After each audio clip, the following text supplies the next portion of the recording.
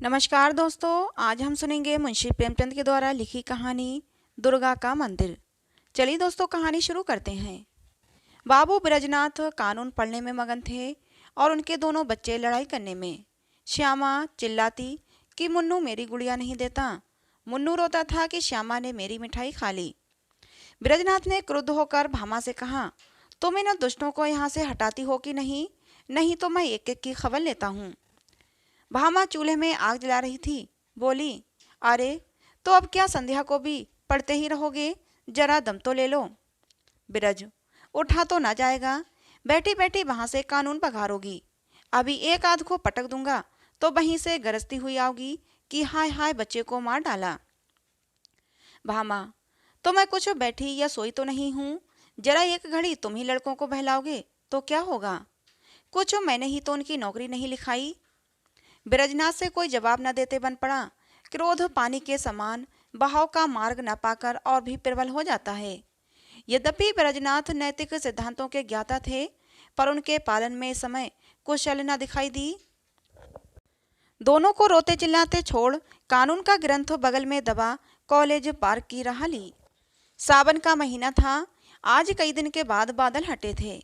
हरे भरे वृक्ष सुनहरी चादर ओढ़े खड़े थे। मृदु समीर सावन का राग गाता था और बगले डालियों पर बैठे हिंडोले झूल रहे थे। ब्रजनाथ एक बेंच पर आ बैठे और किताब खोली, लेकिन इस ग्रंथ की अपेक्षा प्रकृति ग्रंथ का अवलोकन अधिक चित्ताकर्षक था। कभी आसमान को पढ़ते थे, कभी पत्तियों को, कभी छविमयी हरियाली को और कभी सामने मैदान में खेलते हुए लड़कों को। एकाएक उन्हें सामने घास पर कागज की एक पुड़िया दिखाई दी। माया ने जिज्ञासा की आड़ में, चलो देखें इसमें क्या है। बुद्धि ने कहा, तुमसे मतलब, पड़ी रहने दो। लेकिन जिज्ञासा रूपी माया की जीत हुई। ब्रजनाथ ने उठकर पुड़िया उठा ली। कदाचित किसी के पैसे पुड़िया में लिपटे गिर पड़े हैं। खोलकर देखा, सावरेन थे। गिना, पूरे 8 निकले। कौतूहल की सीमा न रही। ब्रजनाथी की छाती धड़कने लगी। 8 सावरेन हाथ में लिए सोचने लगे, इन्हें क्या करूं? अगर यहीं रख दूं तो न जाने किसकी नज़र पड़े, न मालूम कोई उठा ले जाए। नहीं, यहाँ रखना उचित नहीं। चलूं थाने में इत्तला कर दूं और ये सावरेन थानेदार को सौंप दूं। जिसके होंगे वो आप ले जाएगा। या अगर उसको भी ना मिले तो मुझ पर कोई दोष ना रहेगा। मैं तो अपने उत्तरदायित्व से मुक्त हो जाऊंगा। माया ने पर्दे की आड़ से मंत्र मारना शुरू किया। वह थाने नहीं गए। सोचा, चलूं भामा से एक दिल लगी करूं। भोजन तैयार होगा, कल इत्मीनान से थाने जाऊंगा। भामा ने सावरन देखा तो हृदय में एक गुदगुदी सी हुई। पूछा, किसकी है? ब्रज, मेरी। भामा, चलो कहीं ना हो। ब्रजनाथ फिर बोले, पड़ी मिली है। भामा, झूठ बात, ऐसे ही भागे के बली हो। तो सच बताओ, कहाँ मिली, किसकी है? ब्रज, सच कहता हूँ, पड़ी मिली है। भामा, मेरी कसम? ब्रज, हाँ, तुम्हारी कसम। भामा गिन्नियों को पति के हाथ से छीनने की चेष्टा करने लगी। ब्रजनाथ ने कहा, क्यों छीनती हो? भामा बोली, लाओ मैं अपने पास रख लूं। ब्रज, रहने दो, मैं इसकी इत्तला करने थाने जाता हूँ। भामा का मुख मलिन हो गया, बोली, पड़े हुए धन की क्या इत्तला? ब्रज, हाँ और क्या, इन 8 गिन्नियों के लिए क्या ईमान बिगाड़ूंगा? भामा, अच्छा तो सवेरे चले जाना, इस समय जाओगे तो आने में देर होगी। ब्रजनाथ ने भी यही सोचा कि चलो यही अच्छा। थाने वाले रात को तो कोई कार्रवाई करेंगे नहीं। जब अशरफियों को पड़ा ही रहना है तब थाने जैसा मेरा घर ही सही। गिन्नियाँ उठाकर संदूक में रख दी। खा पी कर लेटे तो भामा ने हंसकर कहा, आया धन क्यों छोड़ते हो? लाओ मैं अपने लिए एक गुलूबंद बनवा लूं, बहुत दिनों से जी तरस रहा है। माया ने समय हास्य का रूप धारण किया। ब्रजनाथ ने तिरस्कार करके कहा, गुलूबंद की लालसा में गले में फांसी लगाना चाहती हो क्या? प्रातःकाल ब्रजनाथ थाने के लिए तैयार हुए। कानून का एक लेक्चर छूट जाएगा, पर कोई हर्ज नहीं। वह इलाहाबाद के हाई कोर्ट में अनुवादक थे। नौकरी में उन्नति की आशा न देखकर साल भर से वकालत की तैयारी में मगन थे। लेकिन अभी कपड़े पहन ही रहे थे कि उनके एक मित्र मुंशी गोरेलाल आकर बैठ गए और अपनी पारिवारिक दुश्चिंताओं की राम कहानी सुनाकर अत्यंत विनीत भाव से बोले, भाई साहब, इस समय मैं इन झंझटों में ऐसा फंसा हूँ कि बुद्धि काम ही नहीं करती। तुम बड़े आदमी हो, इस समय कुछ सहायता करो। ज़्यादा नहीं, 30 रुपये दे दो, किसी तरह काम चला लूँगा। आज 30 तारीख है, कल शाम को तुम्हें रुपये मिल जाएंगे। ब्रजनाथ बड़े आदमी तो न थे, किंतु बड़प्पन की हवा बांध रखी थी। मिथ्याभिमान उनके स्वभाव की एक दुर्बलता थी। केवल अपने वैभव का प्रभाव डालने के लिए ही वह बहुधा मित्रों की छोटी मोटी आवश्यकताओं पर अपनी वास्तविक आवश्यकताओं को निछावर कर दिया करते थे। लेकिन भामा को इस विषय में उनसे सहानुभूति न थी। इसीलिए जब ब्रजनाथ पर इस प्रकार का संकट आ पड़ता था, तब थोड़ी देर के लिए उनकी पारिवारिक शांति अवश्य नष्ट हो जाती थी। उनमें इनकार करने या टालने की हिम्मत न थी। वह सकुचाते हुए भामा के पास गए और बोले, तुम्हारे पास 30 रुपये तो न होंगे? मुंशी गोरेलाल मांग रहे हैं। भामा ने रुखाई से कहा, मेरे पास तो रुपये नहीं हैं। ब्रजनाथ बोले, होंगे तो जरूर बहाना करती हो। भामा, अच्छा बहाना ही सही। बिरज, तो मैं उनसे क्या कहूँ? भामा, कह दो घर में रुपये नहीं हैं। तुमसे कहते ना बने तो मैं पर्दे की आड़ से कह दूँ। बिरज, कहने को तो मैं भी कह दूँ, लेकिन उन्हें विश्वास ना आएगा, समझेंगे कि मैं बहाना कर रहा हूँ। भामा, समझेंगे तो समझा करें। बिरज, मुझसे ऐसी बेमुरवती नहीं हो सकती। रात दिन का साथ ठहरा, कैसे इनकार करूं? भामा, अच्छा तो जो मन में आवे सो करो। मैं एक बार कह चुकी मेरे पास रुपये नहीं। ब्रजनाथ मन में बहुत खिन्न हुए। उन्हें विश्वास था कि भामा के पास रुपये हैं, लेकिन केवल मुझे लज्जित करने के लिए इनकार कर रही है। दुराग्रह ने संकल्प को दृढ़ कर दिया। संदूक से 2 गिन्नियां निकाली और गोरेलाल को देकर बोले, भाई कल शाम को कचहरी से आते ही रुपये दे जाना। ये एक आदमी की अमानत है, मैं इसी समय देने जा रहा था। यदि कल रुपये न पहुँचे तो मुझे बहुत लज्जित होना पड़ेगा, कहीं मुंह दिखाने योग्य न रहूँगा। गोरेलाल ने मन में कहा, अमानत स्त्री के सिवा और किसकी होगी? और गिन्नियां जेब में रखकर घर की राह ली। आज 1 तारीख की संध्या है। ब्रजनाथ दरवाजे पर बैठे गोरेलाल का इंतजार कर रहे हैं। 5 बज गए, गोरेलाल अभी तक नहीं आए। ब्रजनाथ की आंखें रास्ते की तरफ लगी हुई थीं। हाथ में एक पत्र था, लेकिन पढ़ने में भी जी नहीं लगता था। हर तीसरे मिनट रास्ते की ओर देखने लगते थे, लेकिन सोचते आज वेतन मिलने का दिन है, इसी कारण आने में देर हो रही है, बस आते ही होंगे। 6 बजे, लेकिन गोरेलाल का पता नहीं। कचहरी के कर्मचारी एक एक करके चले आ रहे थे। ब्रजनाथ को कई बार धोखा हुआ, वह आ रहे हैं, हाँ जरूर वही हैं, वैसे ही अचकन है, वैसी ही टोपी है, चाल भी वही है, हाँ वही हैं, इसी तरफ आ रहे हैं। अपने हृदय से एक बोझ सा उतरता मालूम होता, लेकिन निकट आने पर ज्ञात हुआ कि कोई और है। आशा की कल्पित मूर्ति दुराशा में बदल गई। ब्रजनाथ का चित्त खिन्न होने लगा।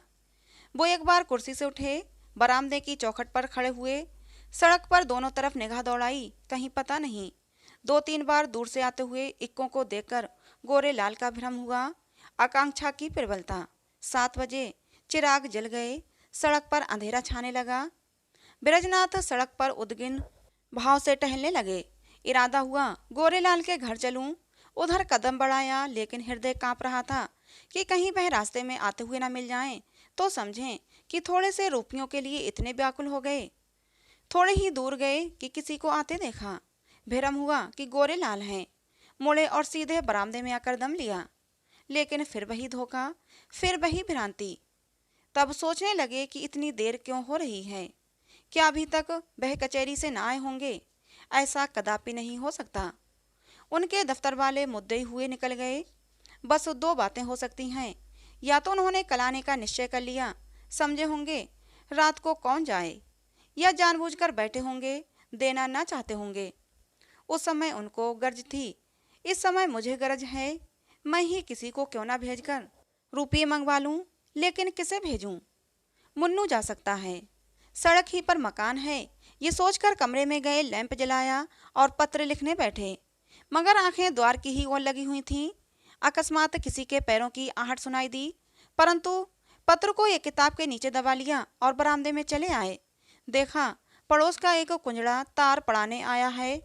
उससे बोले, भाई इस समय फुर्सत नहीं है, थोड़ी देर में आना। उसने कहा, बाबूजी घर भर के आदमी घबराए हैं, जरा एक निगाह देख लीजिए। निदान बिरजनाथ ने झुंझलाकर उसके हाथ से ताल ले लिया और सरसरी नजर से देखकर बोले, कलकत्ते से आया है, माल नहीं पहुंचा। कुंजड़े ने डरते डरते कहा, बाबूजी इतना और देख लीजिए किसने भेजा है। इस पर ब्रजनाथ ने तार फेंक दिया और बोले, मुझे इस वक्त तो फुर्सत नहीं है। 8 बज गए। ब्रजनाथ को निराशा होने लगी। मुन्नू इतनी रात बीते नहीं जा सकता। मन में निश्चय किया, आज ही जाना चाहिए, बला से बुरा मानेंगे, इसकी कहाँ तक चिंता करूं। स्पष्ट कह दूंगा कि मेरे रुपये दे दो। भलमनसी भले मानसों से निभाई जा सकती है, ऐसे धूर्तों के साथ भलमनसी का व्यवहार करना मूर्खता है। अचकन पहनी घर में जाकर भामा से कहा, जरा एक काम से बाहर जाता हूँ, किवाड़ बंद कर लो। चलने को तो चले, लेकिन पग पग पर रुकते जाते थे। गोरेलाल का घर दूर से ही दिखाई दिया, लैंप जल रहा था। ठिठक गए और सोचने लगे, चलकर क्या कहूँगा। कहीं उन्होंने जाते जाते रुपये निकाल कर दे दिए और देर के लिए क्षमा मांगी तो मुझे बड़ी झेप होगी। वह मुझे क्षुद्र, ओछा, धैर्यहीन समझेंगे। नहीं, रुपयों की बातचीत करूँ ही क्यों। कहूँगा, भाई घर में बड़ी देर से पेट दर्द कर रहा है, तुम्हारे पास पुराना तेज सिरका तो नहीं है। मगर नहीं, ये बहाना कुछ भद्दा सा प्रतीत होता है, साफ कलई खुल जाएगी। इस झंझट की लेकिन जरूरत ही क्या है, वह मुझे देख के आप ही आप समझ जाएंगे। इस विषय में बातचीत की कुछ नौबत ही ना आवेगी। ब्रजनाथ इसी उधेड़ बुन में आगे बढ़ते चले जाते थे, जैसे नदी में लहरें चाहे किसी ओर चलें, धारा अपना मार्ग नहीं छोड़ती। गोरेलाल का घर आ गया, द्वार बंद था। ब्रजनाथ को उन्हें पुकारने का साहस न हुआ। समझे खाना खा रहे होंगे। दरवाजे के सामने से निकले और धीरे धीरे टहलते हुए 1 मील तक चले गए। 9 बजने की आवाज़ कानों में आई। गोरेलाल भोजन कर चुके होंगे, ये सोचकर लौट पड़े, लेकिन द्वार पर पहुंचे तो अंधेरा था। वह आशा रूपी दीपक बुझ गया था। 1 मिनट तक दुविधा में खड़े रहे, क्या करूं, अभी बहुत सवेरा है, इतनी जल्दी थोड़ी सो गए होंगे। दबे पांव बरामदे पर चढ़े, द्वार पर कान लगाकर सुना। चारों ओर ताक रहे थे कि कहीं कोई देख न ले। कुछ बातचीत की भनक कानों में पड़ी। ध्यान से सुना। स्त्री कह रही थी, रुपये तो सब उठ गए, बिरजनाथ को कहाँ से दोगे। गोरेलाल ने उत्तर दिया, ऐसी कौन सी उतावली है, फिर दे देंगे। और दरखास्त दे दी है, कल मंजूर हो ही जाएगी। 3 महीने के बाद लौटेंगे, तब देखा जाएगा। ब्रजनाथ को ऐसा जान पड़ा मानो मुंह पर किसी ने तमाचा मार दिया। क्रोध और नैराश्य से भरे हुए बरामदे से उतर आए। घर चले तो सीधे कदम न पड़ते थे, जैसे कोई दिन भर का थका मांदा पथिक हो। ब्रजनाथ रात भर करवटें बदलते रहे। गोरेलाल की धूर्तता पर क्रोध आता था, कभी अपनी सरलता पर। मालूम नहीं किस गरीब के रुपये हैं, उस पर क्या बीती होगी। लेकिन अब क्रोध या खेद से क्या लाभ। सोचने लगे, रुपये कहाँ से आवेंगे। भामा तो पहले ही इनकार कर चुकी है, वेतन में इतनी गुंजाइश नहीं। 10-5 रुपये की बात होती तो कतर ब्योत करता। तो अब क्या करूं, क्या किसी से उधार लूं, मगर मुझे कौन देगा। आज तक किसी से मांगने का संयोग नहीं पड़ा, और अपना कोई ऐसा मित्र है भी तो नहीं। जो लोग हैं मुझी को सताया करते हैं, मुझे क्या देंगे। हाँ, यदि कुछ दिन कानून छोड़कर अनुवाद करने में परिश्रम करूं तो मिल सकते हैं। कम से कम 1 मास का कठिन परिश्रम है। सस्ते अनुवादकों के मारे दर भी तो गिर गई है। निर्दयी, तूने मेरे साथ बड़ी दगा की। न जाने किस जन्म का बैर चुकाया, कहीं का न रखा। दूसरे दिन से ब्रजनाथ को रुपयों की धुन सवार हुई। सवेरे कानून के लेक्चर में सम्मिलित होते, संध्या को कचहरी से तजवीज़ों का पुलिंदा घल लाते और आधी रात तक बैठे अनुवाद क्या करते। सिर उठाने की भी मोहलत न मिलती। कभी 1-2 भी बज जाते। जब मस्तिष्क बिल्कुल शिथिल हो जाता तब बेबस होकर चारपाई पर पड़े रहते। लेकिन इतने परिश्रम का अभ्यास न होने के कारण कभी कभी सिर में दर्द होने लगता, कभी पाचन क्रिया में विघ्न पड़ जाता, कभी ज्वर चढ़ आता। तिस पर भी वो मशीन की तरह काम में लगे रहते। भामा कभी कभी झुंझलाकर कहती, अजी लेट भी रहो, बड़े धर्मात्मा बने हो। तुम्हारे जैसे 10-5 आदमी और होते तो संसार का काम ही बंद हो जाता। ब्रजनाथ इस बाधाकारी व्यंग का उत्तर न देते। दिन निकलते ही फिर वही चरखा ले बैठते। यहाँ तक कि 3 सप्ताह बीत गए और 25 रुपये हाथ आ गए। ब्रजनाथ सोचते थे 2-3 दिन में बेड़ा पार हो जाएगा, लेकिन 21वें दिन उन्हें प्रचंड ज्वर चढ़ाया और 3 दिन तक न उतरा। छुट्टी लेनी पड़ी। शैया सेवी बन गए। भादों का महीना था। भामा ने समझा पित्त का प्रकोप है, लेकिन जब 1 सप्ताह तक डॉक्टर की औषधि सेवन करने पर भी ज्वर न उतरा, तब भामा घबराई। ब्रजनाथ प्रायः ज्वर में पकझक भी करने लगते। भामा सुनकर डर के मारे कमरे से भाग जाती, बच्चों को पकड़कर दूसरे कमरे में बंद कर देती। अब उसे शंका होने लगती थी कि कहीं ये कष्ट उन्हीं रुपयों के कारण तो नहीं भोगना पड़ रहा। कौन जाने रुपये वाले ने कुछ कर धर दिया हो। जरूर यही बात है, नहीं तो औषधि से लाभ क्यों नहीं होता। संकट पड़ने पर हर धर्म भीरू हो जाते हैं। औषधियों से निराश होकर देवताओं की शरण लेते हैं। भामा ने भी देवताओं की शरण ली। वह जन्माष्टमी, शिवरात्रि और तीज के सिवा कोई व्रत न रखती थी। इस बार उसने नवरात्रा का कठिन व्रत शुरू किया। 8 दिन पूरे हो गए। अंतिम दिन आया। प्रभात का समय था। भामा ने ब्रजनाथ को दवा पिलाई और दोनों बालकों को लेकर दुर्गा जी की पूजा करने के लिए चली। उसका हृदय आराध्य देवी के प्रति श्रद्धा से परिपूर्ण था। मंदिर के आंगन में पहुंची। उपासक आसनों पर बैठे हुए दुर्गा पाठ कर रहे थे। धूप और अगर की सुगंध उड़ रही थी। उसने मंदिर में प्रवेश किया। सामने दुर्गा की विशाल प्रतिमा शोभायमान थी। उसके मुखारबिंद पर एक विलक्षण दीप्ति झलक रही थी। बड़े बड़े उज्ज्वल नेत्रों से प्रभा की किरणें छिटक रही थीं। पवित्रता का एक समासा छाया हुआ था। भामा इस दीप्तवर्ण मूर्ति के सम्मुख सीधी आंखों से ताक न सकी। उसके अंतःकरण में एक निर्मल विशुद्ध भावपूर्ण भय का उदय हो आया। उसने आंखें बंद कर लीं, घुटनों के बल बैठ गई और हाथ जोड़कर करुण स्वर से बोली, माता, मुझ पर दया करो। उसे ऐसा ज्ञात हुआ मानो देवी मुस्कुराई। उसे उन दिव्य नेत्रों से एक ज्योति सी निकलकर अपने हृदय में आती हुई मालूम हुई। उसके कानों में देवी के मुंह से निकले हुए शब्द सुनाई दिए, पराया धन लौटा दे, तेरा भला होगा। भामा उठ बैठी। उसकी आंखों में निर्मल शक्ति का आभास झलक रहा था। मुखमंडल से पवित्र प्रेम बरस पड़ता था। देवी ने कदाचित उसे अपनी प्रभा के रंग में डुबो दिया। इतने में एक दूसरी स्त्री आई। उसके उज्जवल केश बिखरे और मुरझाए हुए चेहरे के दोनों ओर लटक रहे थे। शरीर पर केवल एक श्वेत साड़ी थी। हाथ में चूड़ियों के सिवा और कोई आभूषण न था। शोक और नैराश्य की साक्षात मूर्ति मालूम होती थी। उसने भी देवी के सामने सिर झुकाया और दोनों हाथों से आंचल फैलाकर बोली, देवी, जिसने मेरा धन लिया हो उसका सर्वनाश करो। जैसे सितार मिजराव की चोट खाकर थरथरा उठता है, उसी प्रकार भामा का हृदय अनिष्ट के भय से थरथरा उठा। ये शब्द तीव्र शर के समान उसके कलेजे में चुभ गए। उसने देवी की ओर कातर नेत्रों से देखा। उनका ज्योतिर्मय स्वरूप भयंकर था। नेत्रों से भीषण ज्वाला निकल रही थी।